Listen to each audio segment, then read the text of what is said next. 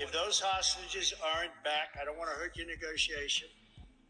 If they're not back by the time I get into office, all hell will break out in the Middle East. And it will not be good for Hamas, and it will not be good, frankly, for anyone. All hell will break out. I don't have to say anymore, but that's what it is.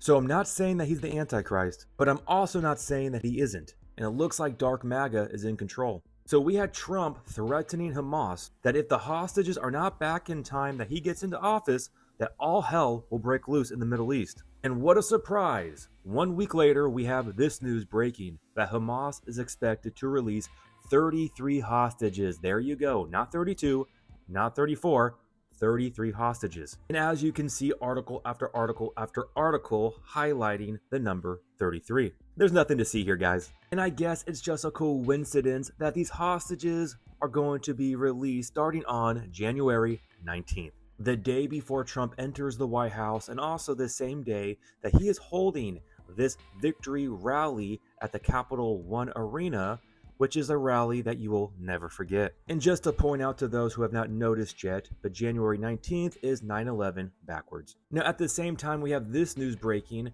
how Trump's inauguration program has been leaked. And ironically, this is coming from the Daily Beast. You can't make this up. Now what's interesting about this information is finding out who's going to be giving the benedictions. Now looking further down this Daily Beast article, it sounds like the start of a joke. An imam, and for those who do not know what that is, it is like a pastor or a rabbi or teacher for the Muslim faith, for Islam, a Catholic bishop, a rabbi, and a MAGA televangelist. And all four of these individuals are going to pray over Donald Trump. Please tell me that you see the one world religion agenda here. Now what's interesting is how Trump is including this Muslim clerk who refused to condemn Hezbollah as a terrorist organization. As we can see right here with this article, a Muslim clerk who has praised Iran and refused to call Hezbollah a terrorist organization is the individual who will be giving a benediction at the inauguration.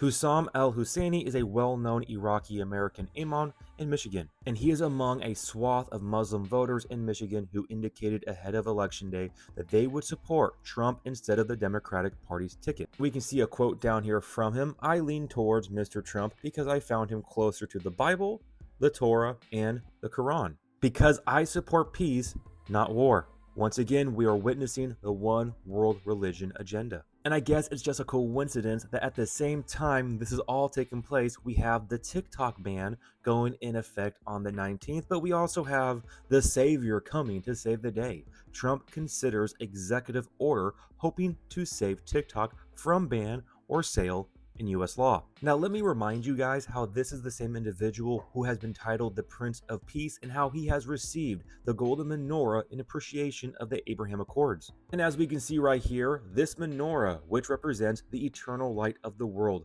is presented to President Donald J. Trump in honor and celebration of doing what no other man has ever done, and that is to make peace between Israel and other surrounding nations, while also being the same guy to receive the crown of Jerusalem, as you can see right here. And as we know, on December 6, 2017, President Trump formally recognized Jerusalem as the capital of Israel. And he also moved the American embassy from Tel Aviv to Jerusalem. And we also can't leave out how it looks like Trump will return glory to Western world by building the third temple. While we also had an Israeli group in 2018 minting a coin with Donald Trump's face in front of King Cyrus, while also having the third temple on the back of the coin. Now, for those who do not know, King Cyrus was the king over Persia who allowed the Israelites to go back and build the second temple. And then we also had the Abraham Accord coin that was minted, which has a lot of symbolism here that you can do your own research on. I just wanted to point out two things. As we know, he is proud to be called the father of the you-know-what, as you see right here. And also at the very top, what do we got? Saturn. Now, if that information was not enough to cause concern about this individual for you, then I think his relationship with Dark MAGA right here should cause some concern. And hey, look at that coincidence right here. 33 million views. And what's wild is how they're not even hiding their agenda, as we can see right here with the Novus Ordo Seclorum, the new order of the ages. While we have Trump being called the first crypto president and how he wants to kickstart a crypto overhaul, while also showing his allegiance to the billionaires who are going to all be together at his inauguration. But his ties with this guy right here should be concerning to you. as we know of the dystopian future that Mr. Tony Musk is trying to push on the entire world. And I find it very interesting the amount of authority this guy is exercising right now. If you were, well, you can't be president of the U.S. Last time I checked, right? But assume you are. Not officially. Not officially. Okay, so you're the unofficial. And with this all going on, I cannot help but think of Revelation 13:12, and he exercises all authority of the first beast in his presence and causes the earth and those who dwell in it to worship the first beast whose deadly wound was healed. I wonder how that deadly wound will be healed. I guess it's just a coincidence that this guy right here has a technology of a chip that goes into your brain to heal blindness and other health ailments. Makes me wonder if it will heal a deadly wound. Now again, this right here is all speculation. Now with this all being said, I want to make something painfully clear. I am not telling you guys that he is the Antichrist and that he is the false prophet, but I'm also not telling you that he is not the Antichrist and that he is not the false prophet. I am just presenting information to you guys. You can come to your own conclusion, but one thing that I find extremely frustrating is how some people will not even consider the possibility that these individuals could be it, just maybe, right?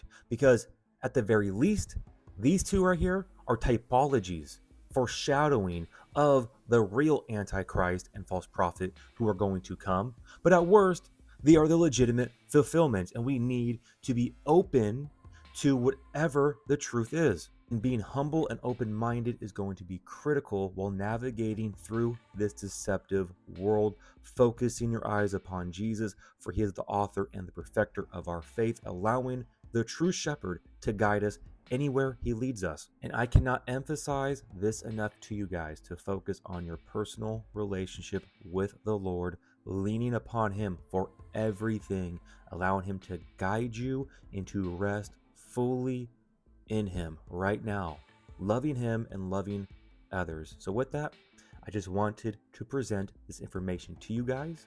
Again, you come to your own conclusion. I am not telling you one way or the other. I am not telling you that I believe they are the fulfillment of the Antichrist or false prophet, but there's just too many red flags for me to dismiss it as no, they're not it. But I also cannot tell you that they are. I am just presenting information, and we will continue to allow the Lord to navigate us through this crazy, deceptive world.